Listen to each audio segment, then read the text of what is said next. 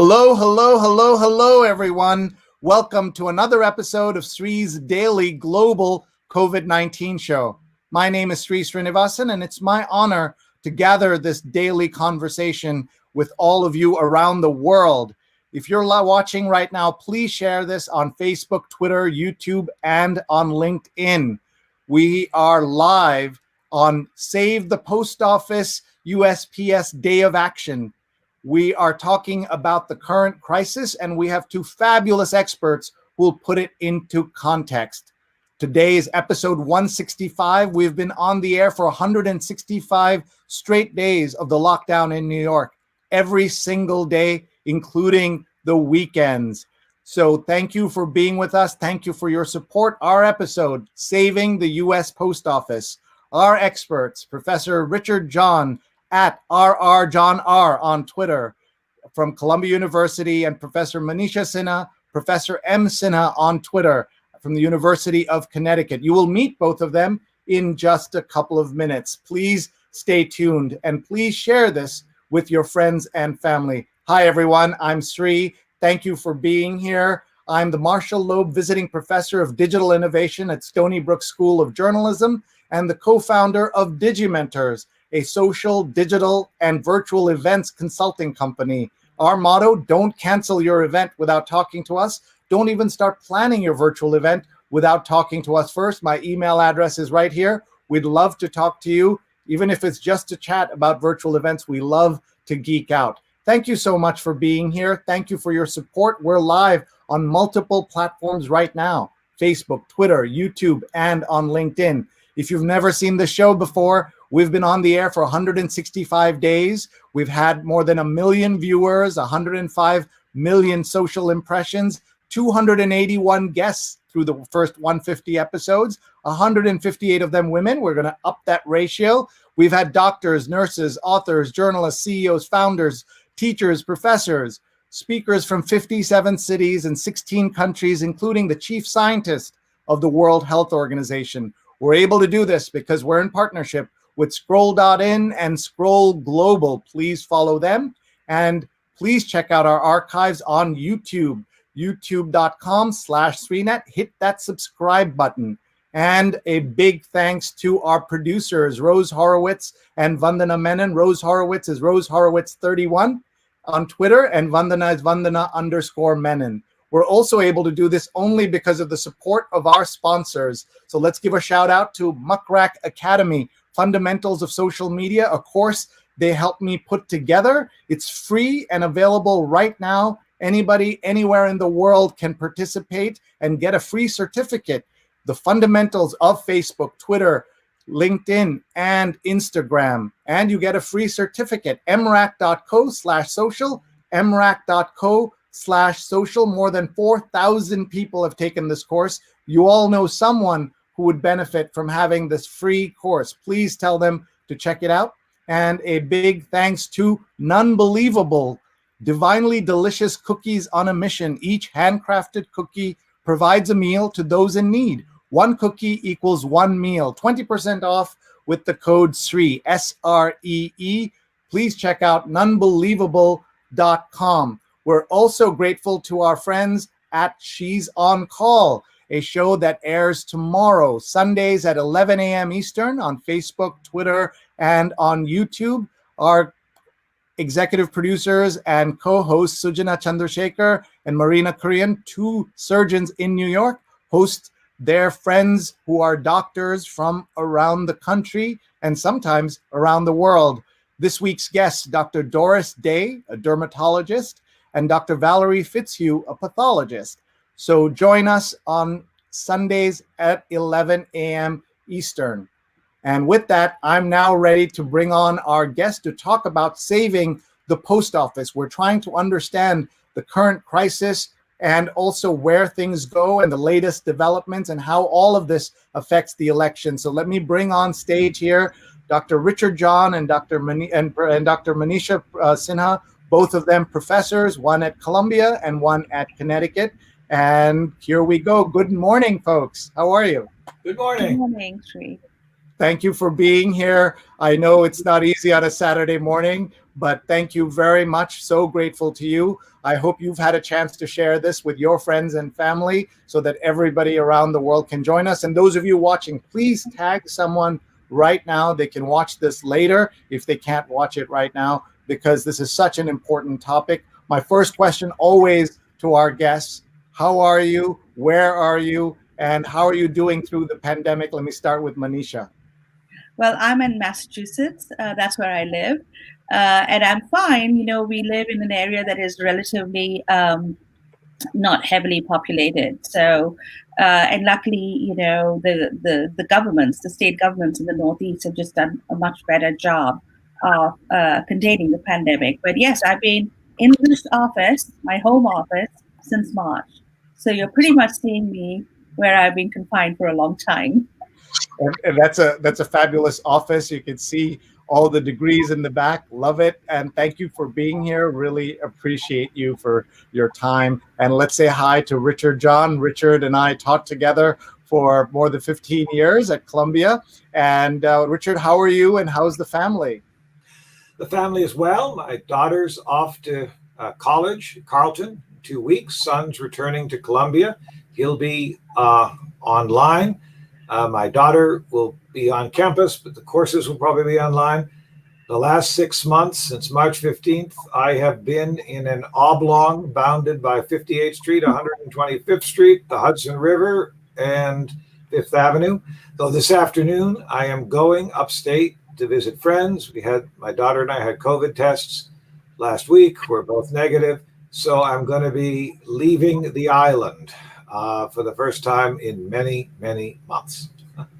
Wow, that's special that you were able to stay safe. And this is the thing, and now you're able to get out. But our motto at our house has been that, we've made it to 165 days. Let's just keep it going as long as we can. But we are lucky in the Northeast, watching in horror as what we went through is now, spreading in so many other parts of the country, and very, very sad.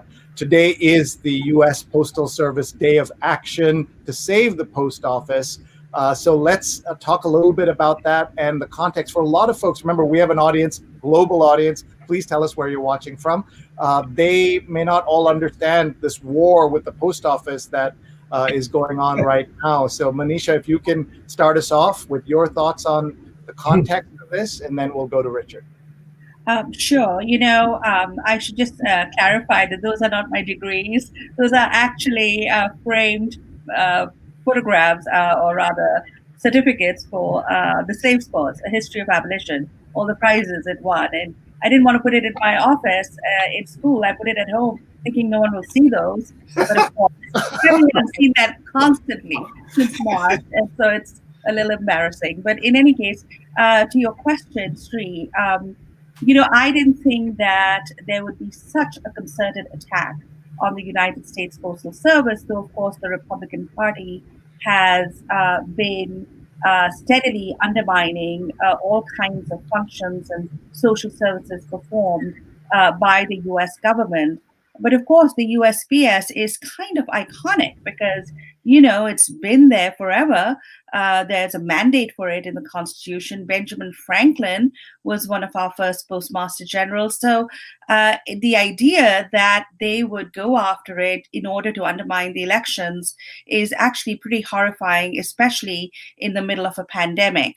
I should also say that, having written this book on abolition, it reminded me a bit of the attack on the postal offices in the South during the 1830s, when abolitionists were mailing pamphlets and newspapers down South in an effort to convert slaveholders to see the light and to realize that, of course, what they were doing was a moral enormity.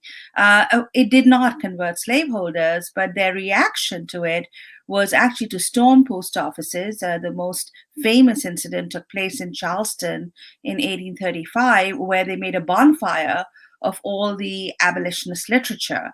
And the Jackson administration, the Postmaster General, Amos Kendall, decided to just look the other way when this was happening, including the postmaster in New York City actually tried to prevent abolitionist literature being mailed.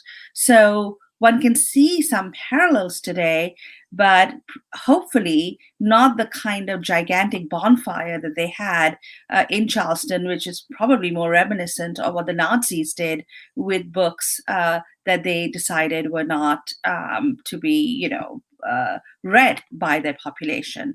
But this kind of attack on the US Postal Service is extremely frightening.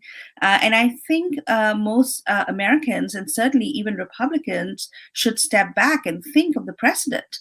Slaveholders did that. And if they want to undermine the US Postal Service, they might think about the precedent in American history and think about which side they're allying with and where their future points to. So yes, historically, I think, Richard is the one who has written the book on the U.S. Postal Service. So I'm going to let him take it from there. But as a historian of slavery and abolition, I find this attack rather alarming.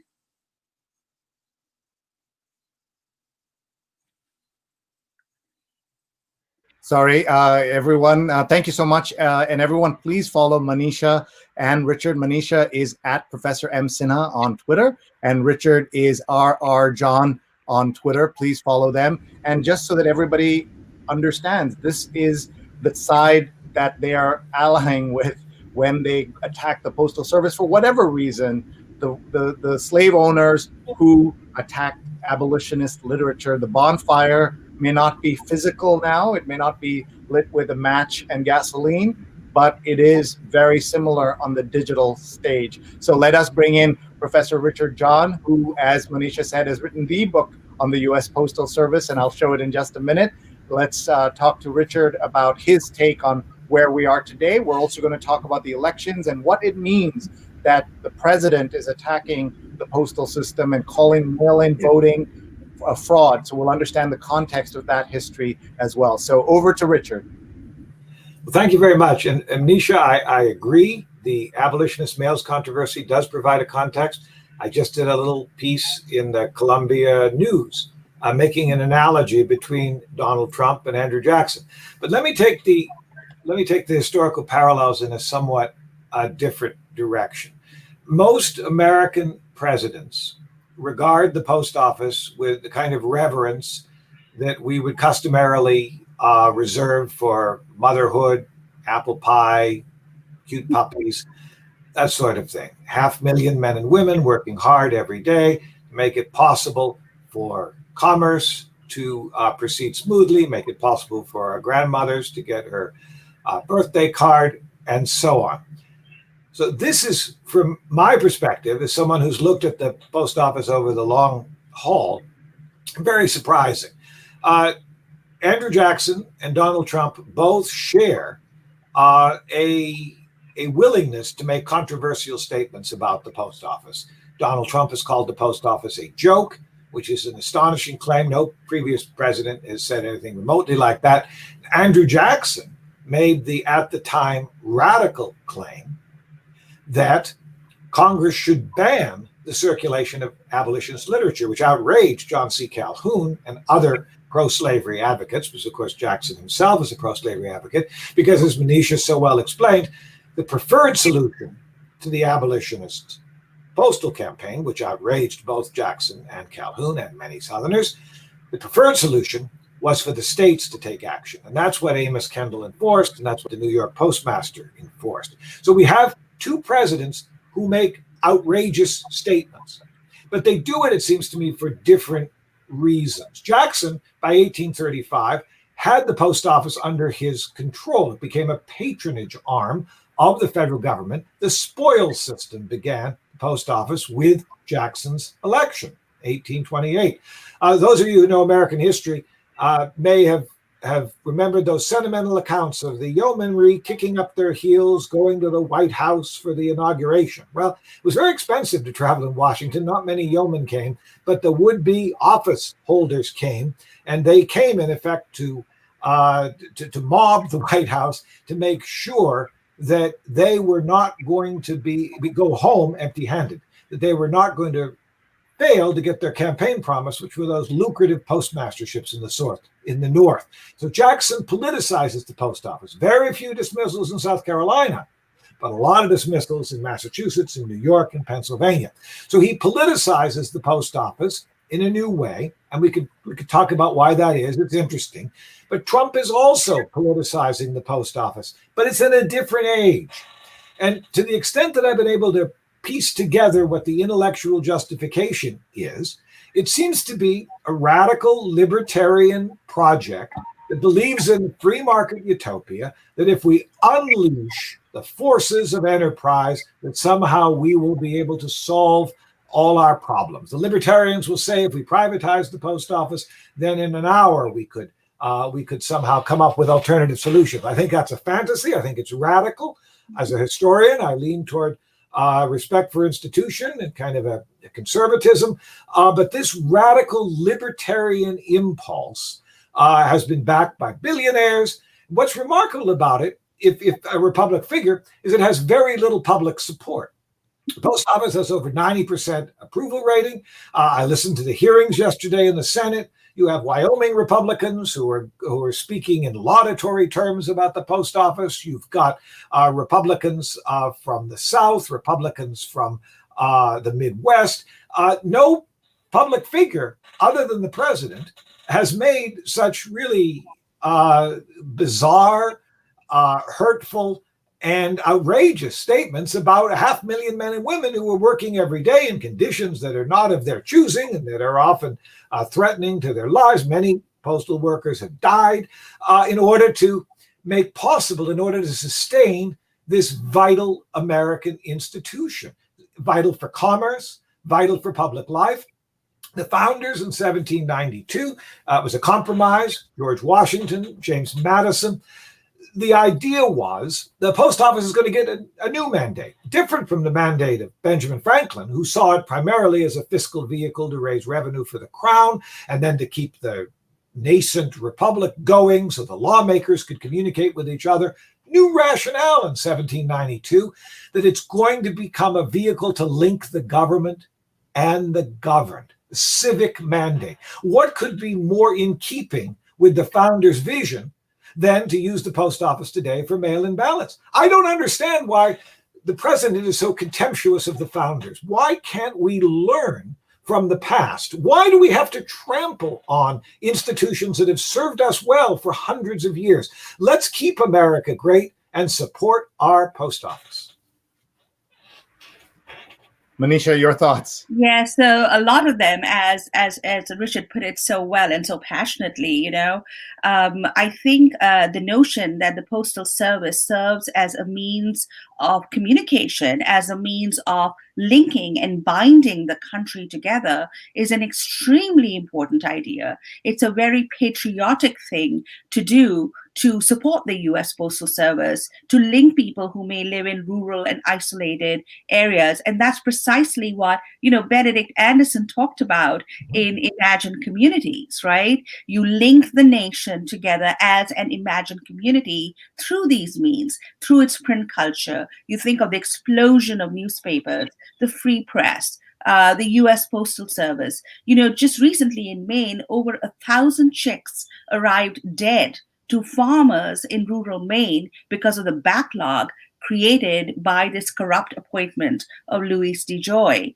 And Trump is in a way even worse than Jackson, because Jackson wanted to prohibit abolitionist literature, right, through the actions of the federal government and Calhoun and et cetera, saying, no, states' rights. If they can prohibit the postal, abolition literature, tomorrow they're going to emancipate our slaves, which is, of course, what they did. And Jackson takes a very strong stance against Calhoun during the nullification crisis, this conceit that Southern slaveholders had, that they could simply ignore and nullify federal law, something that actually was revived in the South during the Obama regime. They call themselves the Tenthers. They believed in states' rights and they could just ignore the federal government. What we have now, of course, with Trump and the Republican Party are people in government who don't believe in government. They are, as Richard said, radical libertarians, but this has been the part of the Republican Party agenda, at least since Barry Goldwater and Ronald Reagan, which is simply to dismantle the US government. The US government that has traditionally supported states' civil rights for those oppressed by states, certainly since Reconstruction and the Civil Rights era. There have been moments when northern states have tried to protect their rights, like in the implementation of the federal fugitive slave law, and now against the Trump regime and its illegal and unethical actions. But as a whole, people on the progressive side, on the left, have supported government functions. They have supported the social state and services. Attacking the US Postal Service is the way that the Reagan regime undermined the New Deal state and continue. I mean, now he wants payroll taxes. He wants to undermine Social Security. In the middle of the pandemic, they want to get rid of not only Obamacare, but even everything that FDR put in place. You know, Medicaid, and Johnson and Lyndon Johnson put in place, Medicaid, Medicare, everything that we associate with a good society. So I think the Trump regime is actually an existential threat, not only to the US Postal Service, but to American democracy. I actually think Biden put it rather well when he said we are fighting for the soul of the American Republic. These are things, as Richard said, you know, the founders put in place. Now, the abolitionists, of course, always were one step ahead. As I write in my book, The Slave's Cause, you know, Garrison, responding to the Postal Service crisis, says, you know, we should be like Haiti. Look at this model Black republic born of a slave rebellion. There, the Postal Service is free. You don't even have to pay to post any letter because of its rather impoverished population. That's what Haiti had, the Republic of Haiti had initially. You know, we should really think about how these government institutions, how the US Postal Service is something that unifies the American nation, something that every American citizen has access to and can actually, take advantage of at very reasonable rates, even though we see our rates going up. Congress has passed laws that has actively sought to kind of dismantle that a little bit.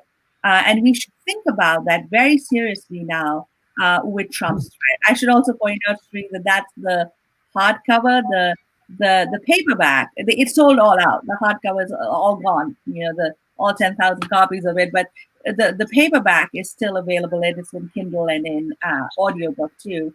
The paperback, if you notice, it has a different coloring. It's kind of white, red, and blue, a little more patriotic than the hardcover. But yes, I think it is important for us to. I can see your chat, Sree. You want me to respond? Yeah. So I will just tell everyone. First of all, thank you both for being here. So I'm learning so much, as are other people. Rachel Cooper says this conversation is so important. So grateful to get this history. Dr. Sujana Chandrasekhar, who has our show with us tomorrow at 11 a.m. Eastern, she's on call. She said, when we learn history, we can stop from repeating it. Thank you, Professor John. So many other comments coming in as well. Rick Smolin, an amazing photographer and writer, says, Sree, in 1908, the post office prohibited the sending of photographic postcards of lynchings through the U.S. post mail. Ironically, the lynchings themselves continued, and the last documented lynching in America was in 1981, where the 19-year-old Michael Donald's body was found dangling from a tree in Mobile, Alabama. The murder was by members of the Ku Klux Klan. And this is again, just to make it clear, this is the awful, terrible history that this president and his supporters are enabling. And Sujana says, thanks to Professor Sinha as well. Jonathan Borstein is watching from the East Village in New York. He's watched 165 episodes in a row and has helped us with so many guests as well. Thank you, Jonathan, for being here.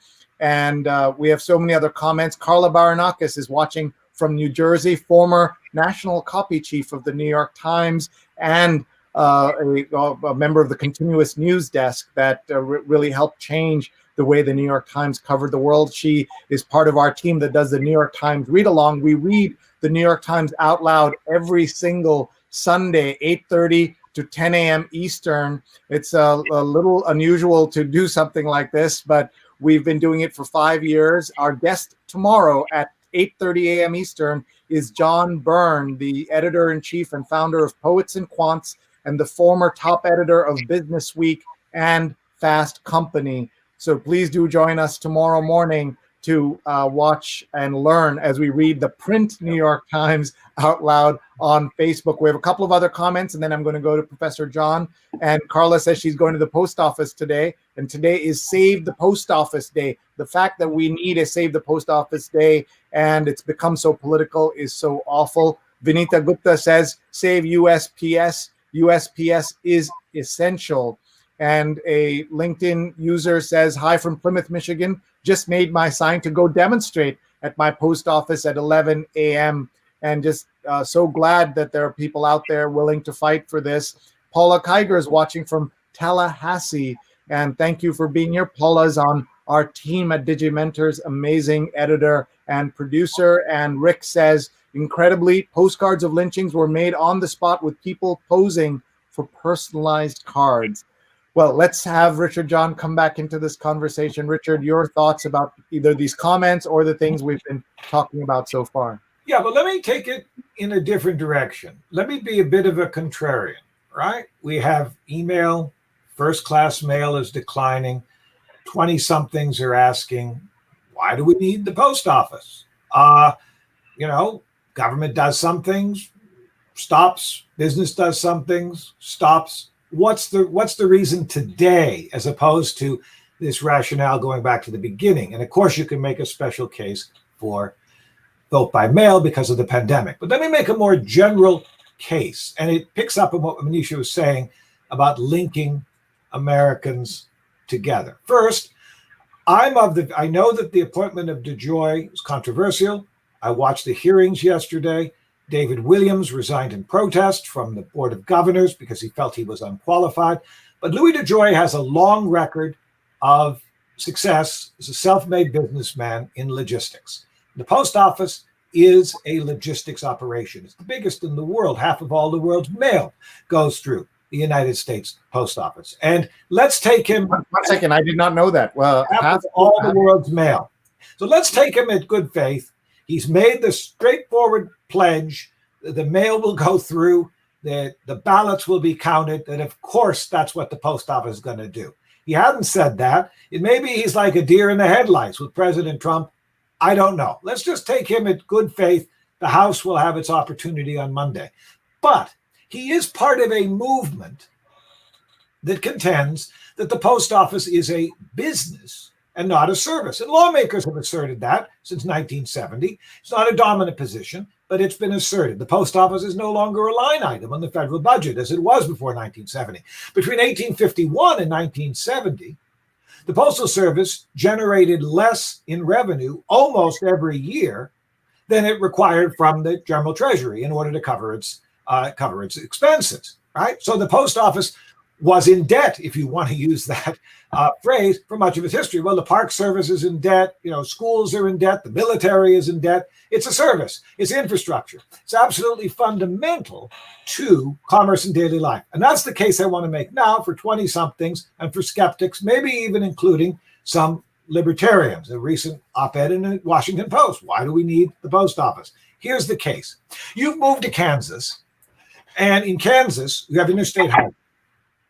And the government does a study, and it says, not that many people drive on the interstate highway anymore, so let's just shut it down. We have a highway going north of Kansas, south of Kansas. Why don't you go to California through Texas? Nobody needs to go through Kansas anymore on an interstate highway. Well, wait a minute. You moved to Kansas, the expectation that you'd have that basic infrastructure in place for your daily life, so you can get about, you can do business, and so on. That's the analogy with the post office. That's why it's not going to become a partisan issue, I predict. It would be suicide for the Republicans if it were, given their red state constituency, and why it has never been a partisan issue in the past, because it cuts across so many of our partisan divides because of the enormous importance rural areas, small towns, as post office, as the very cornerstone of the community, as a center for civic life. Second point here. So that's the first, the Kansas analogy. The second analogy is, I heard this from a very talented journalist the other day when I was on NPR. You probably don't worry about the post office too much if you live somewhere where you can hail a cab from your front door, because you have a lot of options for transportation. There may be delivery services, okay? Lots of ways for you to get about, to move about, and for delivery companies to come to you. Well, if you cannot hail a cab from your front door, then you may well be more dependent on the post office than you think you are. Even though half of the mail is advertising, so-called junk mail, parcels are coming to the post office, especially that vital last mile. Post office works very closely with Federal Express and with UPS. They run the airplane. Post office does the last mile. Environmentally, that makes sense. You don't have all those competing delivery trucks, but it also makes sense because FedEx and UPS do not have the organizational capabilities to match the post office. In 16 days, the post office delivers as many items as Federal Express and UPS deliver, and all the other carriers deliver in a year. We don't quite have a grasp of how big and important the post office is and how central it is to American commerce, to day-to-day life. Small business people are terrified of losing access to the post office because that's how they get their supplies and that's how they reach their customers, right? Big retailers are concerned because they're trying to find a way in the COVID-19 world in order to get their goods through the distribution chain right to the final user. So those are some arguments about the post office that are a little bit different. Let's just assume good faith on the part of DeJoy, and I know that's contested. Elizabeth Warren and others are raising questions about it, but he's not just a political hack. This is a guy who's worked in logistics all his career. What's going to be on his tombstone? Does he want it on his tombstone that he destroyed the post office? I don't think so. I think he wants it on his tombstone that he restructured the Postal Service for the 21st century. And that's what he said eloquently and with passion yesterday before the Senate. So let's hold him to it. But DeJoy does not run the show. He's got a president who's made really insulting and bizarre comments about the post office. But let's face it, the president makes insulting and bizarre comments about all sorts of things. Where does the buck stop? The buck stops with Congress. Because from 1792 onward, Congress has mandated the post office should do X, Y, and Z. 1851 to 1970, the Congress just funded routinely every year whatever the postal surplus was. They debated about it in the halls of Congress, and there's hundreds and hundreds of pages of congressional bloviation, but no one else cared. They just paid the bill, and that was that, and the post office expanded. 1913, post office expanded to facilitate the circulation of parcels weighing up to 100 pounds. Before that time, it was blocked by shippers and merchants. They didn't want the post office to get into the parcel delivery business. In fact, a reformer, 1870s in Congress, James Garfield, said, I want the post office to take over the telegraph because the telegraph circulates information, and so does the post office. Ulysses S. Grant agreed. This was a position that had a great deal of support in the 1870s and 80s. In other words, Americans were more inclined to say, let's have the post office take over Western Union. Let's have the government take over the corporation. Then no one wanted the Western Union to take over the post office. You've got to be kidding, because the Western Union only served the 1%. Post office served the entire population, okay? In 1910, post office went into banking, provided credit for the 5, 6, 7% of Americans who did not have access to credit. Elizabeth Warren has revived that proposal today. So Congress calls the shots. Congress is back in session. Congress has an obligation to solve the short-term financial problem with a stroke of a pen and to deal with this festering challenge that the post office confronts, which are the pension obligations that go back to the 2006 Postal Accountability Law. That was a mistake. It was perhaps negotiated in good faith, perhaps not. We don't know. We haven't done the historical scholarship. The vote was a voice vote. Get that off the books. Enable Louis DeJoy to do what he says that he wants to do.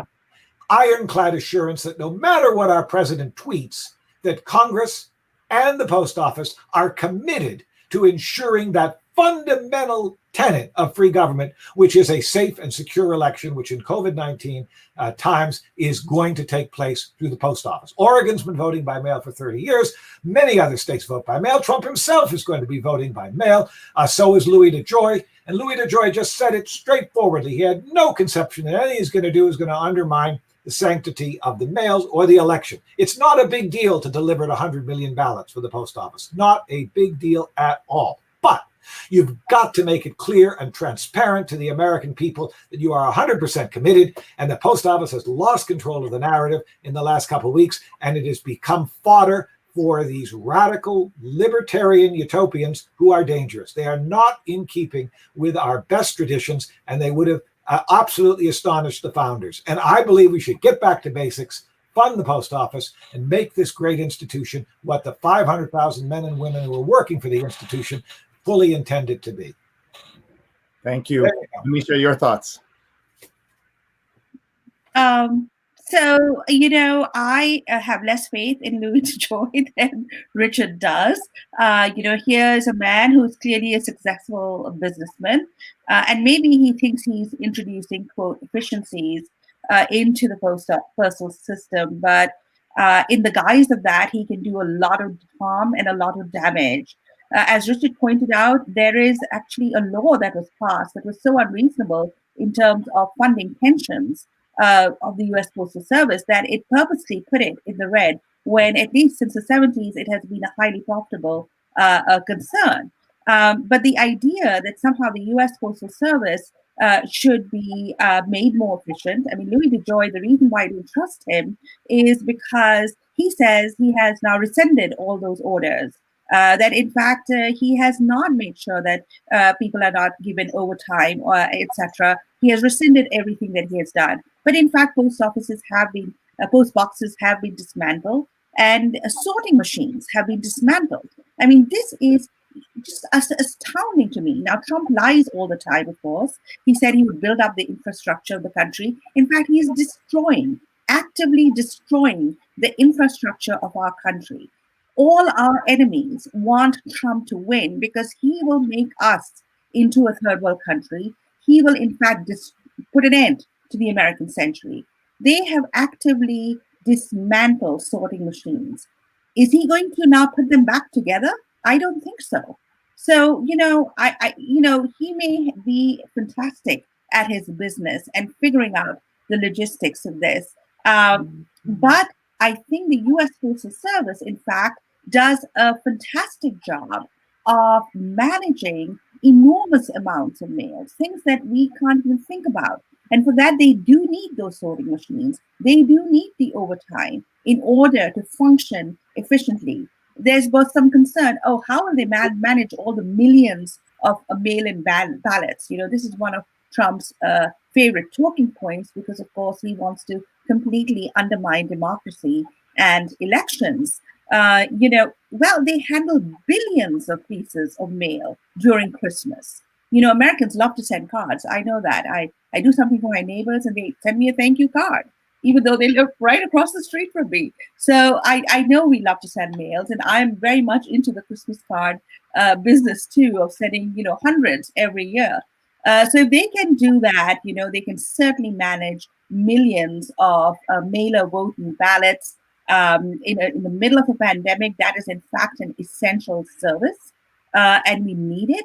We need the U.S. Postal Service. So I'm really astounded. The other thing that I would say, it's not just the radical libertarians, it's the Republican Party. The Republican Party is actively against government. It's against any government services. They want to privatize everything. And as Richard said, I think it is important, in fact, to beef up the services of the U.S. Postal Service, go back to banking, go back to them taking over all kinds of other services, because, that's something that is such a reassuring constant in these really awful times under the Trump regime. The mailman delivering your mail every day. They want to cut back on mail service. For some people, it's the only contact that they have to the outside world.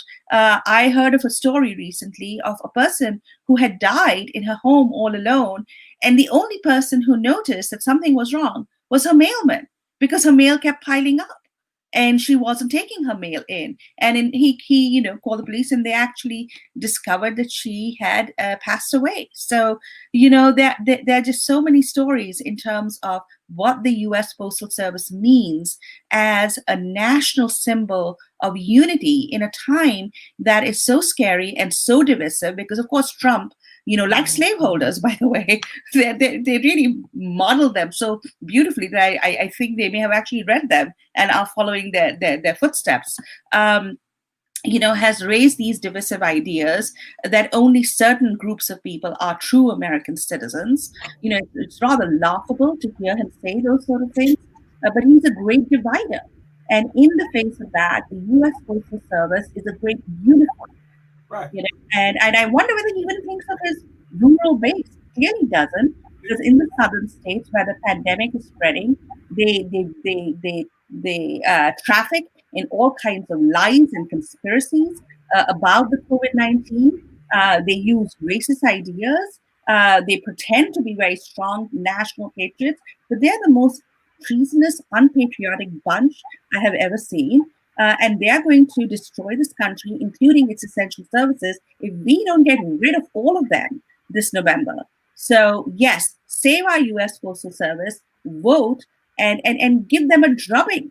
They belong to the dustbin of history, because at this point they are attacking the very, Joe Biden calls it the soul, but I think they're attacking the American Republic in a way that is frightening. I will let Richard weigh in here in just a minute. Folks, you're watching a conversation with two eminent historians as we try to understand the U.S. Postal Service, the current crisis, the elections in November, what it means. And we will talk a little bit more specifically about the elections in just a minute. I want everybody to follow Professor Richard John. He's at RRJohnR on Twitter. Please follow him. And Manisha Sinha is Professor M. Sinha on Twitter, Prof. M. Sinha on Twitter. Please follow her as well. It's great to see historians taking to Twitter and sharing their thoughts and views and their scholarship in a much more accessible way. And you can tell that these are both very accessible scholars already. I want to go to Richard and hear his thoughts. And then I want him to tell us about the two books he has behind him. Maybe he can hold them up and tell us about both those books that are behind him. Well, I want to follow up on two things that Manisha said. The first is this question of the mailboxes and the sorting equipment. This has been an extraordinarily vivid symbol of the problems with delivery, which have spiked up, as the Delaware senator so perceptively and straightforwardly observed on Friday. They've spiked up since DeJoy has taken office. Now, the reason that the deliveries slowdown has occurred may well have nothing to do with the removal of the post boxes and the sorting equipment. The post office is a big organization. It does not turn on a dime. And those decisions were made before DeJoy came. Now, you could say they're bad decisions. That's fine. But it's not specifically anything DeJoy has done. DeJoy, interestingly, on Friday in the Senate hearings, spoke up for Saturday mail delivery, which is in fitting with his kind of logistical background. So I'm willing, at least for the moment, to give him the benefit of the doubt. He spoke under oath before cameras for the Senate about his commitment to making the institution run. I'll give him that. All right. The president's statements remain outrageous and unconscionable, but that's different. But let me go in a different place. When Manisha said the post office made money since 1970, and it did, in fact, bring in some years more than it paid out. But this language of the post office as a business, putting it into the realm of profit and loss, is misleading and, I believe, destructive. The Boston Globe had a fine editorial this morning on the post office, which said flat out the post office isn't in debt to anything. It owes zero because it's a service. We don't expect the Park Service to turn a revenue. We don't to turn a profit. We don't expect the water company to make a lot of money. We have public services. The post office is a service, not a business.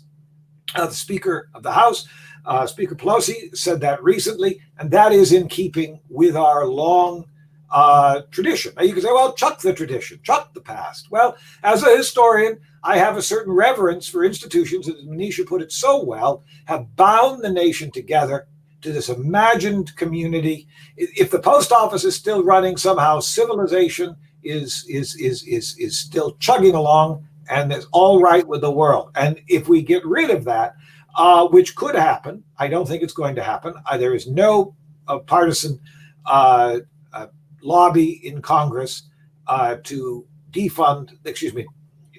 privatize the post office, although there is a defunding lobby, which basically means they're concerned about the money the post office is getting.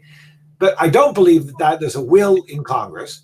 The problem here is that we have a misalignment between Congress, the American people, the Postmaster General, and the President. And the President, for reasons that we could speculate about, I think Manisha has laid some of them out very well, has made astonishing,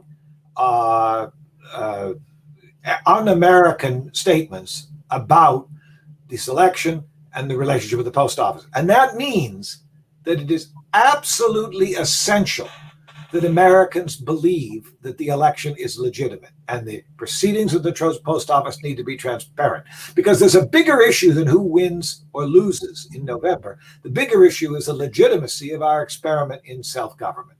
And if I heard the Postmaster General's testimony yesterday, I think he gets that. I hope he gets that. And for the sake of our experiment in self-government, he should get that, because I don't think he wants it on his tombstone that he helped to destroy the republic. And a fair and safe election is essential to the legitimacy of the republic. Now, you want me to talk about my books? Is that what you want me to do?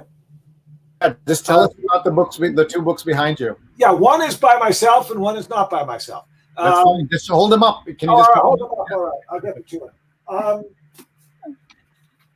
This is a book. This has the same cover and paperback Manisha was asking, called Spreading the News, The American Postal System from Franklin to Morse. I published it in 1995. The internet had not yet been commercialized.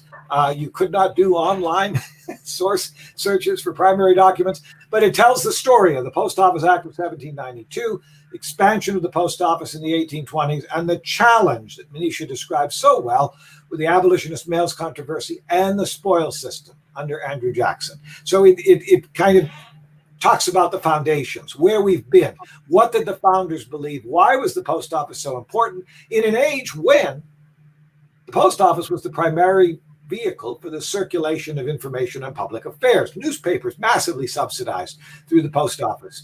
95% of the weight of the mail, never more than 15% of the revenue.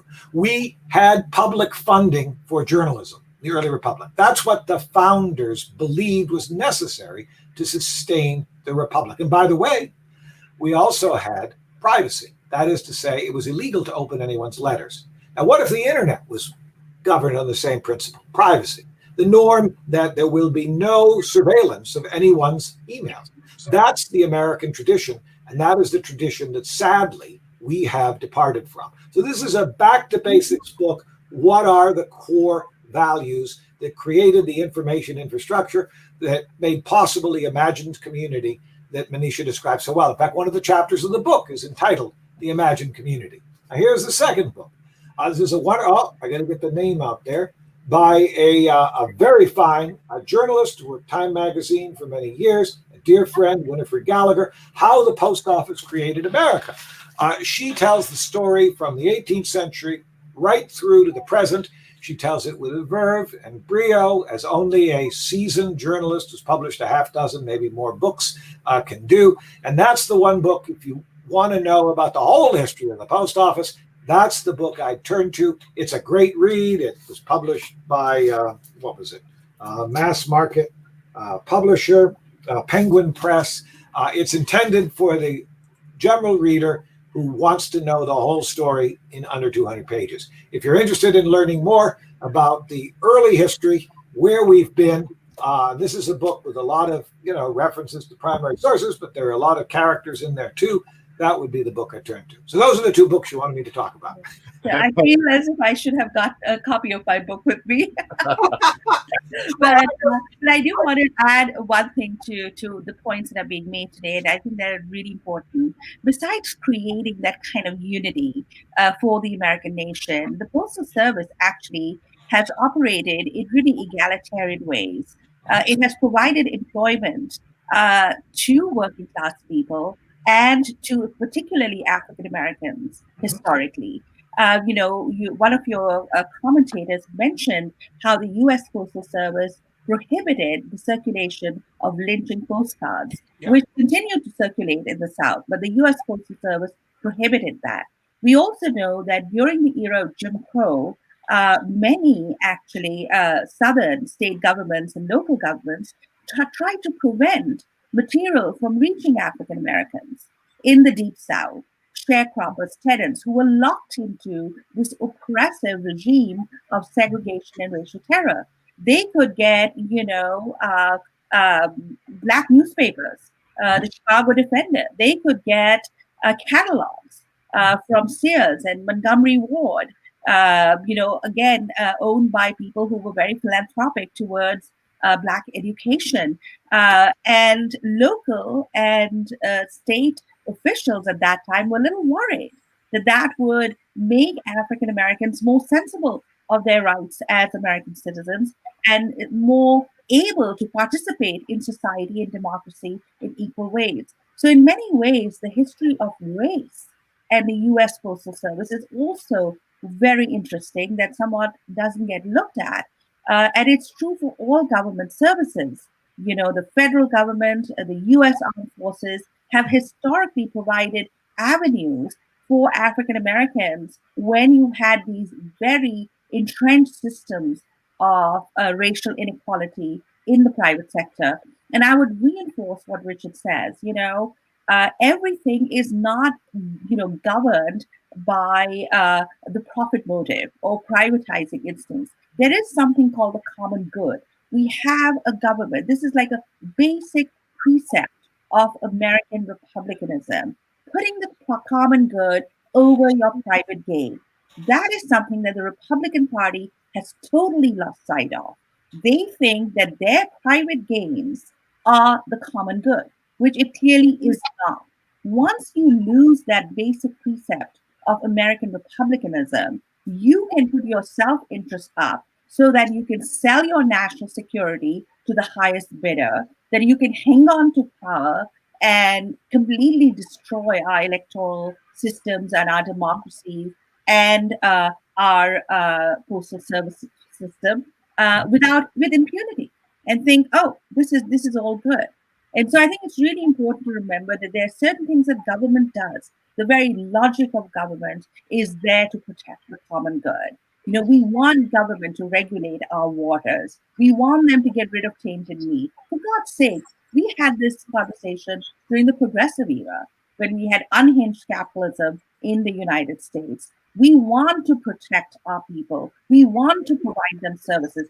That's what government does. The fact that we have to even explain that to people is astonishing. And the fact that the Republican Party has devolved into this un-American, anti-government cabal run by a bankrupt businessman who's just a showboat and who is completely lying all the time is horrifying. And now you think, what is their base? Well, apparently a group of people who think they're Satanists running the world.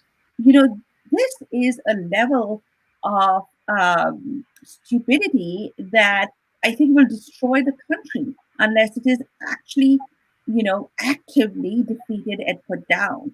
And saving, the fact that we have to even talk about saving the U.S. Postal Service is astonishing to me.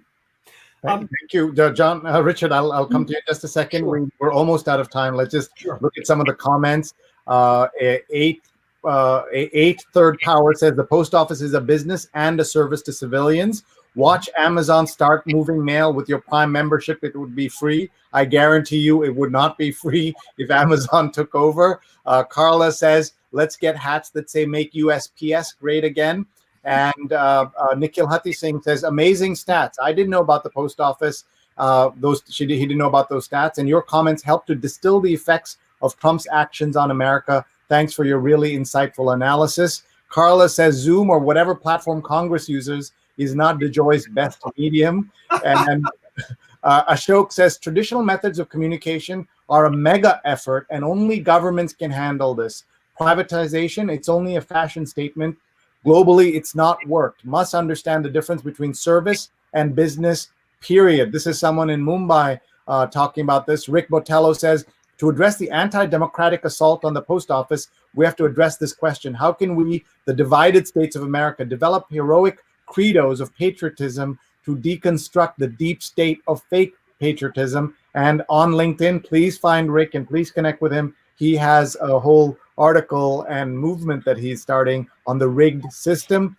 Charles is watching from North Caldwell. Charles Cunan Carroll is an inventor who talked about how he was on our show a few Saturdays ago talking about invention and how everyone here can invent and reinvent. So please check out that show. All 165 episodes are on my YouTube. Please check them out. We've got a lot of smiles coming from Jay, and Vandana has linked to the various books, including Winifred Gallagher's book, as well as the book by Richard. And we are going to, and we know that we already talked a little bit about the book that Manisha wrote, The Slave's Cause. And Manisha, in your final thoughts, I'd like you to talk about the book one more time. Chris is watching from Manhattan. Alyssa says, we need a grassroots approach to deliver election ballots and have them picked up and returned to the electoral office. And here's Vandana on Manisha's book from Yale, A Slave's Cause. So with this, I'm going to give each of you a chance to give us some final thoughts. Let's talk about what can we do in terms of the elections themselves. Like, should they be asking for a mail-in vote? And how does, this is the question that Trump is injected confusion into this. If I mail in my vote as I voted, and then can I go and vote in person? How do they know and how do they count those? That is something that he's injected this confusion into everything. So either of you, as you're talking, please do address that, or both of you. And then what should we be looking for? We're 73 days away from the election. So Richard, I'll start with you because I know you have to run. So we'll let you go first, and then Manisha will stay and I will chat for a minute if that's okay. So Richard, please go ahead first. Yeah, very quickly, there is a book on African Americans in the post office by Phil Rubio. There's always work at the post office. So if you're interested in African Americans in the post office, very important subject, that's the place to go. What can we do? Ordinary Americans have been petitioning Congress for postal service improvements since the 1790s. Calling congressmen, phoning congressmen, going today to the protests. All this is very much in keeping with what Americans have done, and it's been extraordinarily effective in the past. That's one reason we have such an extensive postal network. Americans demanded it, and Americans balked and protested when there were efforts to shut it down or to limit access. So that's one thing. But the second is just to look at the history of voting by mail. Soldiers have been voting by mail since the Civil War.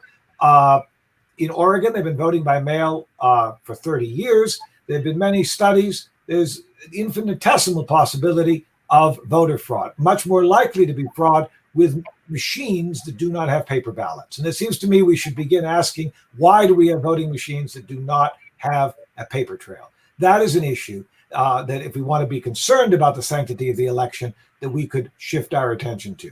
But just to remember that we've been mail-in voting for a very long time, and for the president to claim, as he has, astonishingly to me, that it's safe to vote by mail in Florida and not in Nevada is pushing hypocrisy and is pushing the bounds of credulity, even for the current incumbent of the White House, which is a very, very low bar. So I think we should just ask some questions about the history of voting rights in the United States, and why is it that we hear about fraud before elections when there is great concern about minorities, the poor, outsiders getting to the polls, because as the I think it was a North Carolina senator said so eloquently yesterday, these are the weapons that have been used by white supremacists in the past to block outsiders. And I would hope we are past that. It does not appear that we are, but if we keep that history in our forefront, then we'll be in a better position to address the challenges that we confront today. And what about that issue of the voting? If I vote by mail, what happens at the polling place? All the studies suggest that there is no fraud, that they are able to track who the voter is on the basis of the poll books. They just cross you off. They will not, because when you go to vote in the polls, at least in Manhattan where I vote, you go to the poll watcher, they will put your name down, and then they get the ballot in, and they're going to check the two against the address. So they're only going to count one vote, because we should only have one vote per American. And that's something that I think we can all agree on. I think so. Richard John, thank you very much, Columbia University professor, my colleague for more than 15 years at Columbia Journalism School when I was teaching there. A pleasure to see you. And I still have your Gettysburg tour suggestions, because I have to take my kids there, so I can't wait to do that when all of this stuff is over, and who knows when that is. Thank you very much, Richard. Great to see you. Manisha, thank you for staying for another minute. Thank you very much. Bye, Richard. Bye-bye. Follow him, RR John R. On Twitter, and we'd love to have you back to talk more about all of this. Thank you very much, Richard. Bye-bye. Thank you so much, Sree. Good to see you. Good to see you, Manisha. Bye-bye. Bye. Bye, Richard. So, yeah, Sree. So that was all very interesting, and Richard's right. The hypocrisy is amazing because, of course, Trump and the Trump administration, his family, they all vote by mail. The notion that there's some fraud going to happen if you vote by mail is, again, one of those lies that Trump regularly spouts, because there has been no fraud. In fact, voting by mail is extremely safe, and it is exactly the kind of thing that we should have access to during the pandemic. And when they're predicting a second wave this winter, every American citizen should have access to vote by mail. The notion that it creates fraud. I mean, I voted by mail for the first time in the Democratic primaries in Massachusetts this year. I always usually go in person and vote. But this year I decided I'm going to do it by mail, and it went so smoothly. And there's no way that, in fact, fraud can be committed. What has happened, of course, are Republicans who are very interested in voter suppression, because they know they cannot win if everyone votes. They know they cannot win on the strength of their program, which is totally nihilistic now, and it's destructive of the republic itself. So they create these racist fantasies of illegal voters. We know voter suppression is a much bigger problem in the United States than voter fraud. And even with all that, they still continue to lose the popular vote. With all the suppression, and especially in the South, that has a history of suppressing the Black vote. They've gotten so adept at suppressing the vote through various ways that they're going to continue doing this. Now, interfering with the US mail is a federal crime. So that is perhaps one of the safest ways that one could vote. And people should know that. I just think that these elections, everyone should have an option. That one of the first things that the Democrats should do if they get into power and manage to defeat Moscow Mitch and the entire cabal in the Republican Party, which is now literally doesn't believe in science, doesn't believe in history, doesn't believe in the basic tenets of American republicanism or government, is to, in fact, reinforce our democracy, reinforce the postal service system, reinforce voting. All those reforms that President Obama mentioned are extremely important. Make voting a national holiday, like most democratic countries do, so that poor people, working class people, can vote. Why are Americans so apathetic? Why is it that less than a majority of our population votes? It's because voting is so difficult, and it makes it really tough if you are a working person, and it encourages cynicism in the system. So we really need to reinforce all these things in order to save the U.S. Postal Service. And I should also mention that the postal workers have an action day. Somebody just tweeted that on August 25th, Tuesday. And I would encourage everyone to participate in support of the U.S. Postal Workers Union. That was the first one to the canary in the coal mine. They first sounded the alarm at the Trump regime's and Louis DeJoy's attempts. And let's not forget, Louis DeJoy is a huge Republican contributor. That's how he got his office, not because he's some great businessman. His main qualification is a Republican donor. So to politicize it And, all the frauds that we know have been committed, in fact, by Republicans, Republican operatives who have actually voted 3 or 4 times in different constituencies and have been found out. So, they talk about voter fraud, maybe they shouldn't, because much of the fraud that has been recently discovered has been done by Republican operatives. And we just cannot let them allow them to steal another election as they did in 2000. It is about time that majority opinion, majority rule prevailed, that one person has one vote, and that vote should count no matter who you are, what you look like, what your religion is. As long as you're an American citizen, you should have that sacred right to vote, and you should allow the U.S. Postal Service to convey it. Thank you, Manisha. Here is Cherry Ann is watching from Trivandrum in Kerala. Have you been to Kerala? I did as a child. My parents did a whole tour of the South. My father was named Sreenivas, even though we are from the North, by my grandfather, because he was admired, an Indian freedom fighter and orator from the South called Srinivas. So my father's name is actually Sreenivas Kumar Sinha, though it's SRI, unlike yours. Yours is double E. And we went on a tour of the South, as my father always said, the civilized part of the country. And so we went all over. And apparently it was so hot that I fainted, and they had to revive me. I got a heat stroke. So that, I want to take my husband, who is German and a newly minted American citizen. I want to take him down and do a tour of the South. And it's one of my big wishes to go to Kerala, to go to Kanyakumari, to go to Trivandrum. So I'm going to do that. Please let us know whenever you do get a chance to plan that, because I know there'll be people who want to meet you and talk to you. I know my parents would love to say hello as well. Kanyakumari, or as some people will know and many people won't, is the very southern tip of India, where you can see 3 bodies of water come together, much like Cape of Good Hope. You have the Bay of Bengal, the Indian Ocean, and the Arabian Sea all come together at Kanyakumari. It used to be known as Cape Comorin back in the day. And so I'm glad you're going to be taking him at some point. Ashok from Mumbai says, if non-government operator takes over, it will be doomed. Look at the telecom private operators, ruined the service aspect totally and forced marketing sledgehammers. Where are we with them? And Rick says, Sree, will you have a show to discuss fake and true patriotism? Let's talk about that. There's so much going on. Here is Apollo watching from Vegas, says DeJoy is evil. He's removing capacities built into USPS for times of national emergency so he can create a market for his firm, XPO Logistics. Love your historiography, Professor Sinha. And Paulo, who was a guest on our show from Vegas, we talked about COVID in Vegas. He talked about what it's like to be a Black man living in India. He lived in Delhi and shared some of his adventures. Professor Sinha, are there Vegas memories you can share for the public or not? Of your own. Las Vegas? Yeah, in Las Vegas. Yeah, I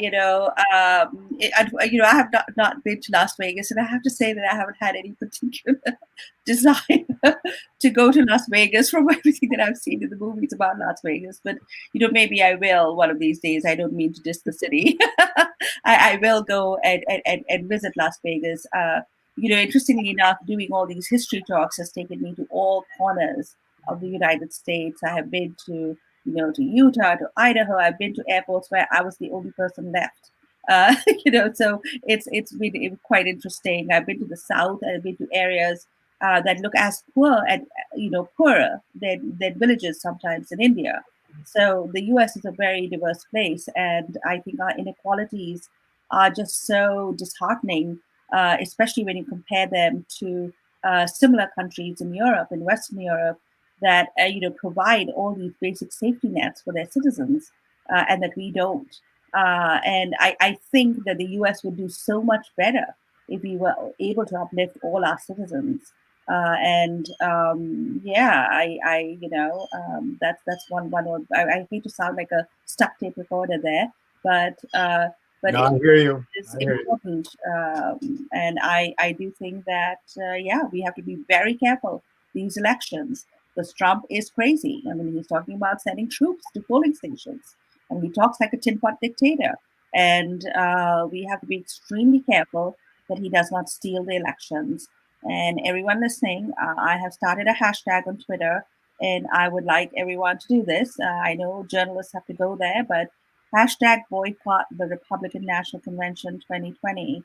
And I think we should just not watch their lies and their propaganda, not give them any room to spew it. I am not going to watch them at all. I will digest all the lies and the myths through analysis of it. But I'm going to tell all American citizens, do not watch them. Watch something else. Watch Netflix. Watch Mississippi Masala. That's a great movie. Ellen says he's not replacing what you took away, the machines. We talked about that already. I just wanted to ask you, you're a South Asian who is an Indian American who is a scholar of slavery and abolitionist, the abolitionist era. Are there others who are South Asian who are also covering this era as historians? Would love to know some other names as well. Yes, they are, in fact. And, unlike me, most of them have been born and brought up in this country. I became a naturalized citizen when President Clinton was in power. I still have my letter from Bill Clinton welcoming me as a citizen of the United States. I would recommend many. Gautam Rao is really a fabulous historian of slavery and of actually, commerce and federal systems. And so he is one person I would really watch out for. I'm a Civil War historian too. There are not that many Indian Americans in my field. But I would recommend for the 20th century and even earlier, Vivek Bald, who is South or at least I think he's of Indian descent at MIT, who wrote this wonderful book called Bengali Harlem, a great book to read. Nikhil Pal Singh, who teaches at NYU, has written wonderful books on democracy and race in the 20th century. So there are a lot of us now in the humanities. When I first came to this country, I was, as I wrote in the New York Times piece, I was an anomaly. But there are lots, and I would definitely recommend that people. Nayan Shah, who does wonderful work on race medicine. So I'm thinking of all these names. I'm sure I've forgotten some, and they'll email me and said, "Well, you did mention me," but there are numerous Indian Americans now. As you know, we are represented now pretty much in all fields, and now I am somewhat excited at the idea of Kamala Harris becoming the vice president. Of course, typically, if there are 5 South Asians that get together, they make an association. So, association of South Asian American historians would be not unheard of. But you're all too busy doing actual academic work, so which is great. And my hero in understanding the Civil War has always been Eric Foner, my colleague at Columbia, and someone you know very well, of course. Yes, Eric was actually my advisor. Yeah. I'm a Columbia graduate, like Dr. Ambedkar was, and he mentored me. I worked with him and Barbara Fields at Columbia University. I wrote my first book, The Counter-Revolution of Slavery, which is on pro-slavery politics in South Carolina and the coming of the Civil War under him. And in fact, when Nikki Haley took down the Confederate flag in South Carolina, I sent her a copy of my book. Of course, she never acknowledged it, and her trajectory has been downward since then. I hear she's one of the speakers at the Republican National Convention, is totally identified with Trump. So there's a South Asian I do not admire at all. But yes, I did work. My first book is actually on the politics of slavery, and was actually featured in the 1619 Project by Jamil Bowie in his article on the politics of slavery. When it first came out, all the Southern political historians were up in arms. But yes, I like the fact that now it's regarded as conventional wisdom. Apollo is giving some names: David Blight, Peter Colchin, Ira Berlin, and others I read at Amherst. Alyssa is saying, even if we don't buy into their agenda, shouldn't we watch to know what lies are being perpetuated at the RNC? And yeah, go ahead. I'm sure you have a thought. There is a response from Ellen. You can read it in paper or Google what is being said. Rapid news reporting is available, so you don't need to. So your point is, don't watch the RNC. You, in fact, you started a hashtag on boycotting it. Mm-hmm. I did. And, I don't want them to get the ratings. I want them to realize that we are really rejecting them. They have now, the Republican Party now has risen to Goebbels level propaganda. Not only these bizarre QAnon conspiracies, but Fox News is basically like the old Pravda. They just tell lies all the time. It's Orwellian. Really, and it's kind of hilarious that they keep talking about deep state and these conspiracies in the U.S. government when they, in fact, are openly part of a propaganda machine that consistently lies to a large majority of the American population, and that's one of the reasons why I don't watch Fox News at all. I could watch Sean Hannity only through Jon Stewart making fun of him. These people are awful. They are personally despicable. Look at the things that they have done in Fox News. They have no ethics. They lack what Republican theorists called virtue, political and civic virtue. They will say and do anything, and they will contradict themselves too, happily. So that's one of the reasons why I don't watch the Republican National Convention. I know journalists, reporters have to, because they have to report on it. But I am not watching it. I will watch it much later. Maybe I will watch it in YouTube, though I don't want to give them one extra view either. So maybe I'll find a way to watch snippets of it. I will digest it through critical analysis of it. But I think our media has to be really careful. They created this horror show called Donald Trump.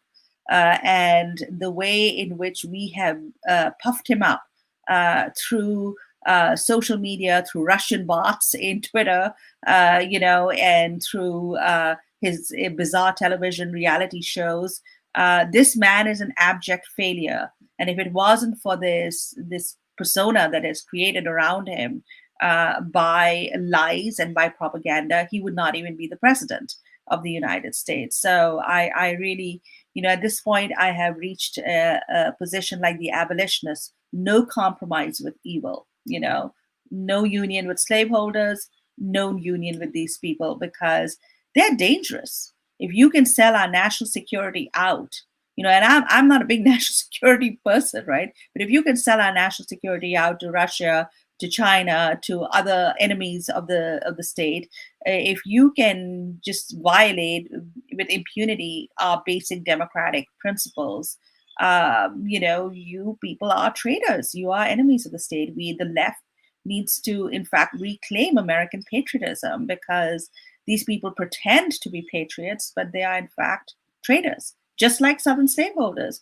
who said that they were upholding the U.S. Constitution while they were destroying it and destroying the American Union.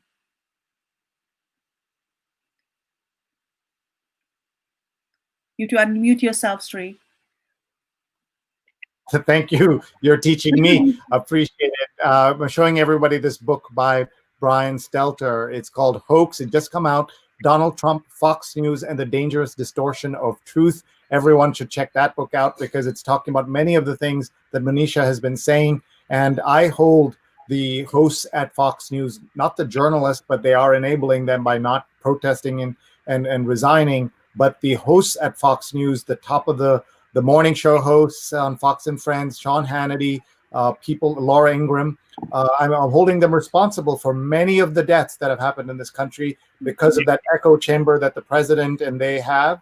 And together they have really spread the pandemic in a way that it should not have. And we know today, for example, that we can save 69,000 lives if 95% of America wore masks. Right now, it's 55%. That 40% that's missing is the Fox News viewership, is the Republican Party, are the conservatives who swallow everything the president and Fox News say. If Sean Hannity didn't care about everybody else, but he cares about Americans that support him and the president the same way, why not just go on the air and let's save 69,000 lives by December? That is the estimate of what we could save if we have mask mandates throughout the country. And that is a tragedy to be discussed another day.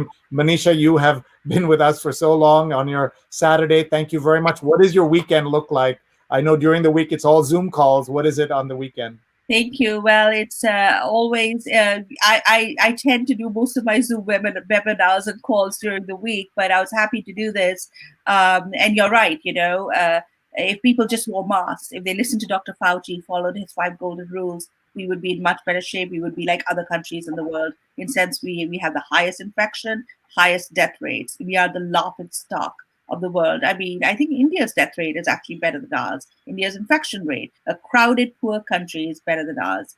And so, I really, and look at Georgia and all these other places. Not only do they don't want people to wear masks, but they're prohibiting local authorities from enforcing mask rules sometimes. So we really reach that stage where these people, I just wonder if there's any reasoning with them at all. But you're right. My weekend looks fine. My son and his girlfriend are coming over.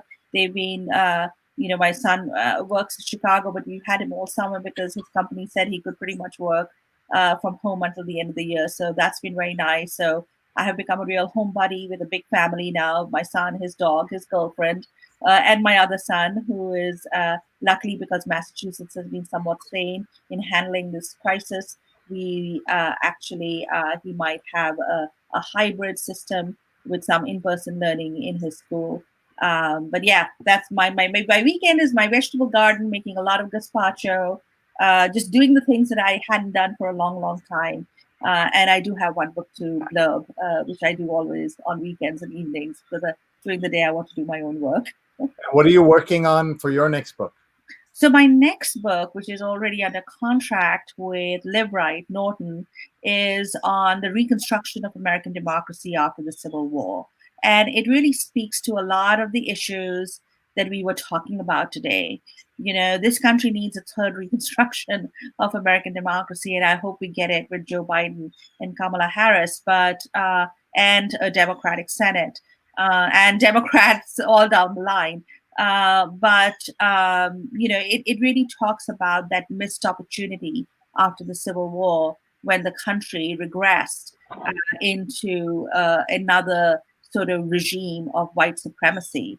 I've written a piece on this also in the New York Times, an op-ed comparing Donald Trump to Andrew Johnson. In fact, I don't think Donald Trump is like Jackson. Jackson was awful in many ways, but he was a patriot, and I can't say that about Trump. Trump is a lot more like Andrew Johnson, the man who succeeded Lincoln and nearly undid all the gains of the Civil War because he was such an unapologetic white supremacist. And this is one of the things that I hope to have you back to talk about, because I think the South Asian community, a lot of us never learned American history. And I hear, even on my show, we have people in the comments putting their name to things like, didn't the slaves all get so much land after this? So what are they complaining about? Using the terms that are kind of racist dog whistles about welfare queens and terms like that I don't think they've ever had a chance to learn. As you know, many Indian Americans come here after, for grad school. So they never, you become an engineer, you never learn anything about American history. And they live these isolated lives where understanding American civics is not a priority.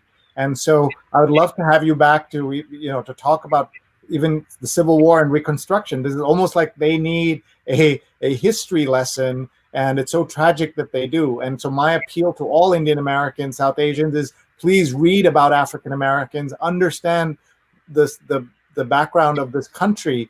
You and I, as educated, overprivileged Indians, can walk in here and get great jobs, thanks to, of course, our effort and our work also. But we have an advantage that I don't think many people ever stop to think about, and they take it all for granted. So many people, not everybody, obviously, but so many people do. Let's just look at your comments coming in. Charles says, I watch Fox News only to see them making fools of themselves. Apollo says, preach, Professor Sinha. Alyssa says, thank you. Apollo says, someone from the Robert Trump funeral party punched and broke a restaurant server's nose after being asked to wear a mask. I mean, just think about that. Ellen says, you're correct on Fox. Apollo says, that's smart. We'll support boycott RNC convention. And Eves Botello says, I so agree. This has been amazing. Thank you so much, Manisha. Professor M. Sinha on Twitter. Everybody, please follow her. Check out her book, The Slave's Cause. And then, of course, we will have her back whenever her book is ready. Academic work takes some time, but we'll have her back, I hope, if she's willing to come back and talk about politics as we get closer to the election. Thank you very much. Thank you so much for having me, Sree. Thank you. Bye-bye. And that was our amazing session about the Postal Service and how we can save it. It saved the U.S. Postal Service Day, folks. Let's save it. Our guests were Richard John and Manisha Sinha, both professors of history who helped put a lot of this in context. I want to tell you what's coming up this weekend. We are very busy on the weekends around here. We have 5 shows that we do, and I want to tell you, in fact, 6 counting the show we do on Friday nights. So here's what we did on the show. So Friday night, we talked about education and where we're going from there. It was the K-12 roller coaster. We met parents who are working to decide what to do with their children in the opening of school. Dr. Janet Taylor was with us, a psychiatrist as well. And then we have tomorrow, we have at 8:30 in the morning. Please join us as we read the Sunday New York Times, as we do every single Sunday. We do this because we want to understand what is happening with the news. And our guest tomorrow is John Byrne, founder and executive editor-in-chief of Poets and Quants, and the former executive editor of Business Week and top editor at Fast Company. So please check that out. That's 8:30 a.m. Eastern time on all these channels. And then at 11 a.m. Eastern time, we have She's on Call, a wonderful show produced and hosted by Dr. Sujana Chandrasekhar and Marina Kurian, 2 surgeons in New York, and their guests, Dr. Doris Day and Valerie Fitzhugh, a dermatologist and a pathologist. That's 11 a.m. Eastern on Facebook. Please follow them. And then at 9 p.m. Eastern, every Sunday, we have Positivity Night. Despite all the rotten things going on, our guest is Judith Matloff, who has one of the most unusual titles of any book you'll ever see. How to Drag a Body and Other Safety Tips you hope to never need. Survival Tricks for Hacking, Hurricanes, and Hazards Life might throw at you. So check that out. She teaches crisis reporting at Columbia Journalism School. That's at 9 p.m. Eastern time on Sunday.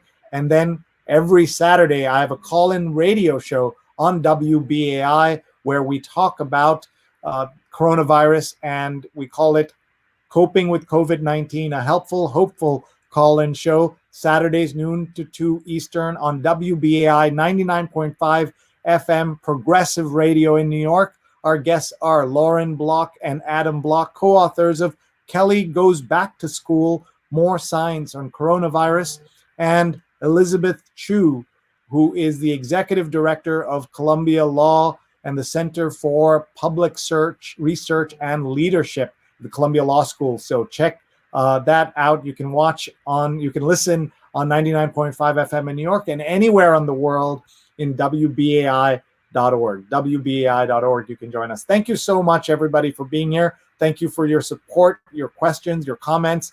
This is the background of our show. Big thanks to our producers, Rose Horowitz, 31, and Vandana Menon, Vandana_Menon, and to YouTube for hosting our archives, youtube.com/3net. Hit the subscribe button and check out scroll.in and Scroll Global, which transmit and simulcast and host our shows. Big thanks to our sponsors, nonbelievable.com, divinely delicious cookies on a mission. Each handcrafted cookie provides a meal to those in need. One cookie equals one meal. Nonbelievable.com, 20% off with the code Sree, SREE, and Fundamentals of Social Media, a free course for everyone. Free certification now available, mrac.co/social, mrac.co/social. More than 4,000 people have taken that course. and so should you. And right behind me, you see a copy of the book, Fauja Singh Keeps Going, the true story of the oldest person ever to run a marathon. And that's a book by Simranjeet Singh. Simranjeet is at SikhProf, SIKHPROF on Twitter, and he'll be a guest on our show along with his team that put together that book. So watch for that in the weeks ahead. Thank you so much, everybody. Thank you for your time, your energy, your support. We are so grateful to all of you. And please be in touch. Sree@sree.net is my email address. And we work on virtual events. So if you would like a talk show like this of your own, we'd love to make you one. Or you need help with your virtual events, please contact us, Sree@sree.net. We can help you. We've done events for 50 people and 100,000 people. Your event, I presume, is somewhere between those numbers. So please be in touch. Thanks very much, everybody. SREE@sree.net. If you'd like to get another way to get in touch and know when we're live, we have this QR code. You can just hold up your phone and you'll get a gentle WhatsApp alert, not a WhatsApp group, but a gentle WhatsApp alert when we are live. Check that out at this QR code. And once you're done with this show, you can watch the recording right now, and you can also watch Spin It Social. Let's talk photography and social media. It's already started, but you can also check out the archives. Spin It Socials, my friend Stefan Kaplan, my colleague, talking to Jennifer McClure about photography and social media. Check them out and understand all these great stories that need to be covered. Paulo says, please come back to talk about those discussions on the Civil War and Reconstruction. That will be great to have her back. And let's see who else is here. Charles says, great show, Sree. Thank you. Charles is my family friend, my New Jersey godfather, and this is his book, The Inventor in You by Charles Cunnan Carroll. Please check out the archive to find his show from a few Saturdays ago. I know you will learn a lot by taking a look at this book, a step-by-step guide to your first invention. I know you will learn a lot. And Shago says, thank you, Sree, for doing this. I try to catch it whenever I can. Missed the first part, but the conversation with Professor Sinha was excellent. Thank you. And it's all recorded and all available at youtube.com/Sreenet. And Paulo says, thank you, Rose, Sree and Vandana. We'll rewatch from the top. I am so grateful to everybody for joining us and for being here. Thank you so much, everyone. We'll see you. Bye-bye. And please email me. We'd love to be in touch. Bye-bye, everyone.